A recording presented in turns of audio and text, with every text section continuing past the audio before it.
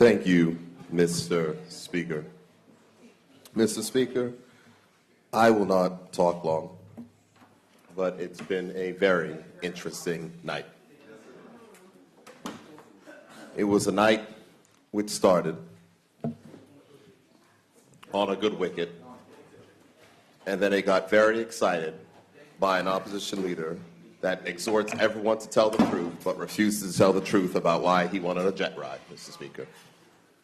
And so the only thing that I have to say is, and I've said it on numerous occasions, if the first thing you say when you're sworn into office as a leader of the opposition is that you're going to come clean on what actually took place in Jetgate, and you actually refuse to come clean about what took place in Jetgate, then I do not believe the people of this country should deserve to believe anything that it is that you're saying until you actually talk about the one thing of which you promised to say. Because no matter what you want to talk about... Mr. Speaker. We'll take the point of order. Clearly, the honourable member is misleading the House and the general public. He certainly doesn't know what he's talking about coming clean. All the information is already out there on that. That's the ironic thing about it. See, Mr. Speaker, when people... There's this sign at West Pembroke that says something along the lines of, you know, if you tell the truth, you don't have to remember what you said.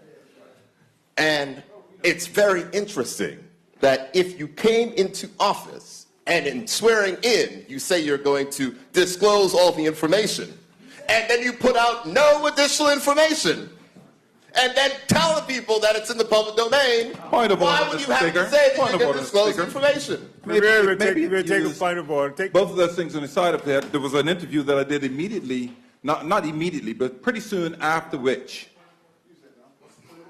is misleading the House. More information was given.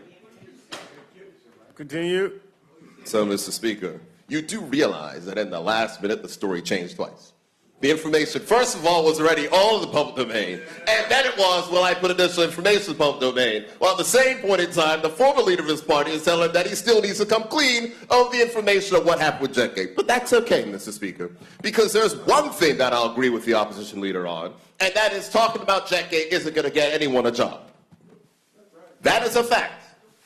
However, when the people on that side, Mr. Speaker, want to go back to history, want to talk about openness and transparency, but refuse to be open and transparent about their own activities, Mr. Speaker, then that means that the people of this country, just like when they're in government, don't trust them, they still will not trust them now, Mr. Speaker.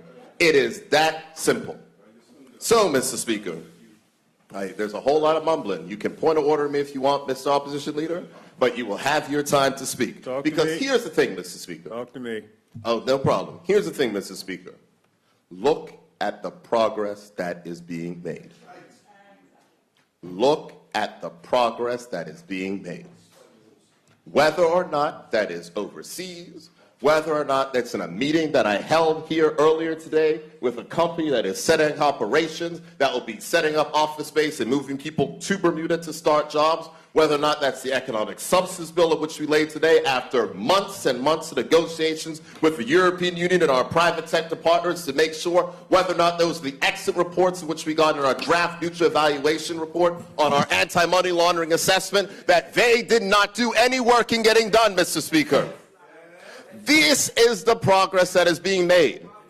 So while, Mr. Speaker, we hear the endless cries about retail sales, at the same point in time that the chairman of their favorite mouthpiece, the Royal Gazette, is on TV every night telling people to shop online, we will not take our eyes off of the goal.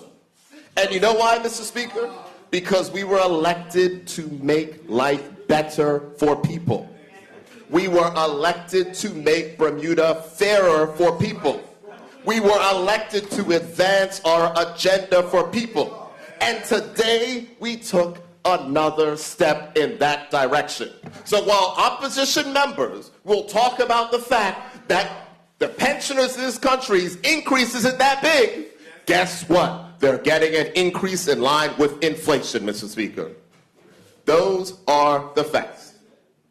We understand what we were elected to do.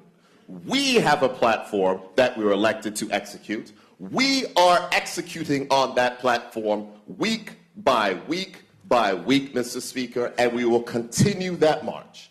And it does not matter how animated the opposition leader gets up on a weekly basis, because until he comes clean on, and I quote from what he said inside of that hall of Clifton, that I, over time, did not be completely honest, well, you have plenty of time to be completely honest now, Mr. Opposition Leader. But until that point in time, Mr.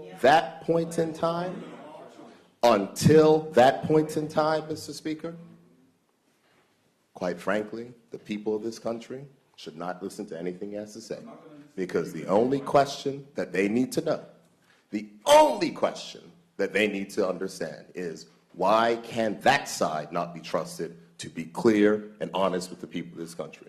So here's what I will say, Mr. Speaker, in closing. We've had a good debate. I want to commend the Minister of Health for her bills.